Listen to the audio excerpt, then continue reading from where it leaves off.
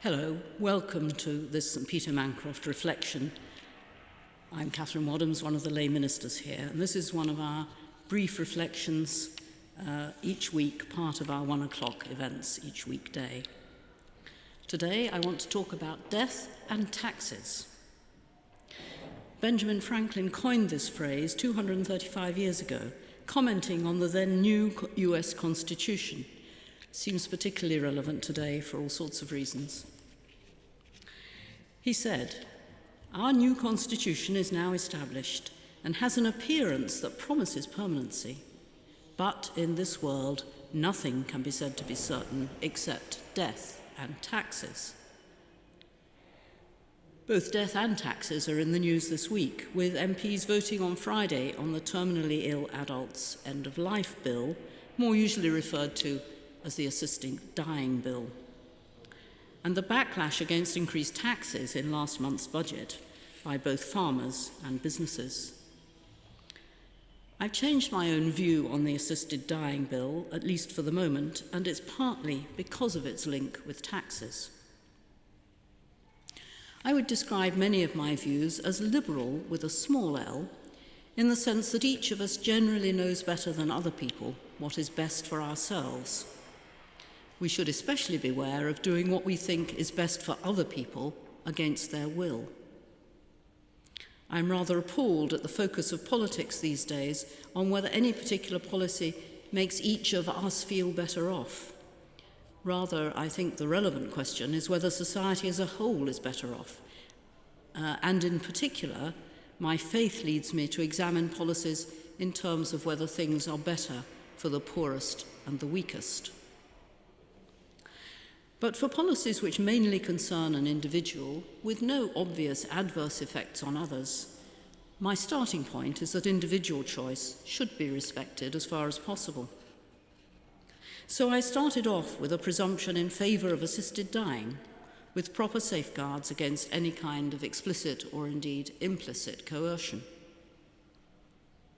I was encouraged in this by the views of my brother, who was a law professor who took a much more conservative view on most things than I did. He supported medical assistance in dying in Canada, where he lived. His cancer was in remission, but he knew it might return and thought he might be glad to exercise that right one day. In the event, he chose not to receive treatment when his cancer did recur last year, and died without pain within the time period of notice which the Canadian law required, so had neither need nor opportunity to exercise those rights. But Stephen's views encouraged me to think that, with appropriate safeguards, individuals should be allowed to decide how and when they died. And then last week I read a libertarian with a very large L point of view, which should have been right up my street. It wrote of the financial benefits to both state and families of allowing people to end their life earlier. It also noted that these would probably not be openly debated or acknowledged because this economic approach is so distasteful. Of course, this doesn't make it incorrect, and I have undertaken similar cost-benefit analyses in my own work as an economist. The argument goes like this, and it's pretty straightforward. Since, by definition, people seeking assisted suicide are unwell and probably in pain, they are likely to be receiving medical care, mostly from the NHS, where both hospitals and hospices care for people who are terminally ill. The article claims that the NHS spends more than 50% of its budget caring for people who are within 6 months of death, one of the criteria under the bill to ask for help to end your own life. The article argues that these resources could be better used to help develop new treatments for dementia and other illnesses, a familiar argument about opportunity cost. Such a reallocation would reduce the demand of the NHS on public finances and, of course, taxation. At a private financial level, too, an earlier death would protect the family's assets, since less would be spent on supporting the ill person with social care, either at home or in a care home. So economically, assisted dying makes perfect sense. And I don't have problems about an economic approach to valuing someone's life. As a society, we do it all the time. For example, in comparing different road improvement schemes. One of the benefits to be considered and compared with the costs is how many lives and injuries might be saved by investing in different schemes when there isn't enough money to undertake them all. But in this case, I am worried about a slippery slope. In purely economic contribution terms, all of us who are retired are in some sense a drag on the economy. We no longer undertake productive output, which was previously measured by our pay or the value of what we contributed to, whether that was products or less easily measurable services like teaching. As science develops more ways of keeping us alive and mostly well, someone retired like me is clearly a net burden if measured in traditional economic terms. I receive a pension and absorb a few NHS resources through my minor age-related health issues and don't make a measurable contribution to society in the way I used to.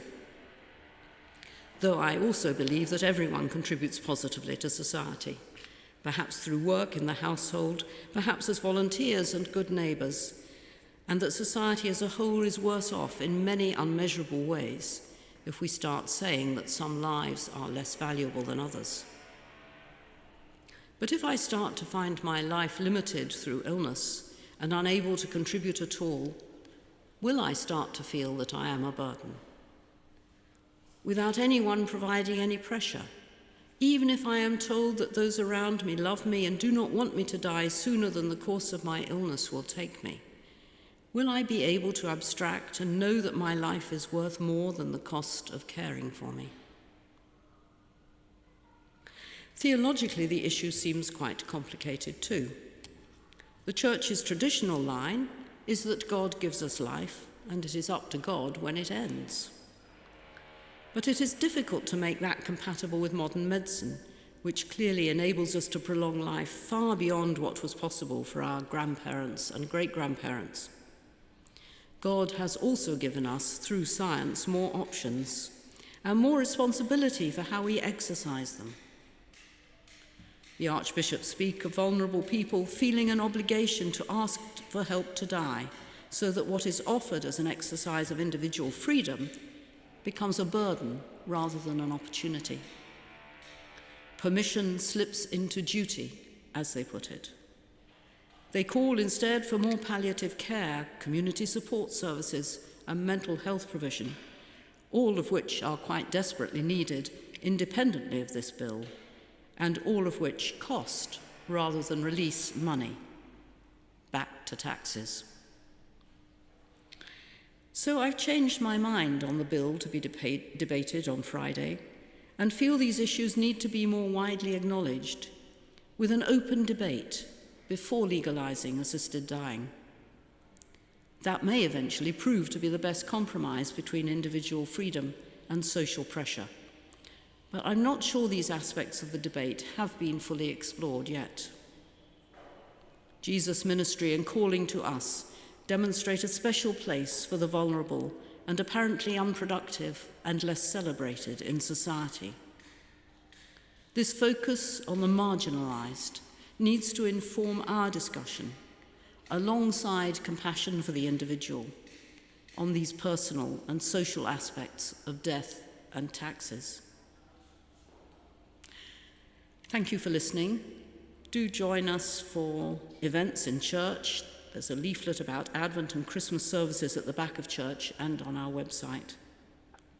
Very best seasonal wishes as we start the new church year on Advent Sunday this week, and every blessing for the rest of your day today. Thank you.